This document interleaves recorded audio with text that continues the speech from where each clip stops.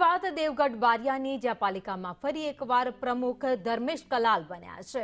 દેવગઢ બારિયા કોર્ટે ચુકાદો આપતા પ્રમુખ બન્યા છે। તો કોર્ટના હુકમથી ધર્મેશ કલાલને પ્રમુખ પદનો હુકમ કરવામાં આવ્યો। અગાઉ અવિશ્વાસ દરખાસ્ત થતા પ્રમુખ પદ છોડવું પડ્યું હતું।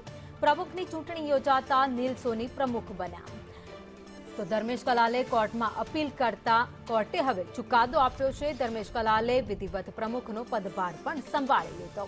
1 વર્ષની અંદર અવિશ્વાસ દરખાસ્ત ન લાવી શકાય તે નિયમ છે।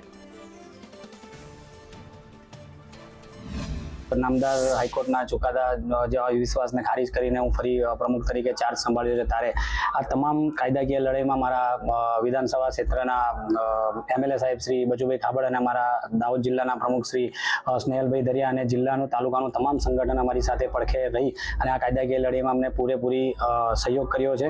જે પૂર્વ પ્રમુખ હતા ધર્મેશ કલાલ, એમના ઉપર અવિશ્વાસની દરખાસ્ત આવી હતી, જે 17/10ના રોજ પસાર થઈ હતી।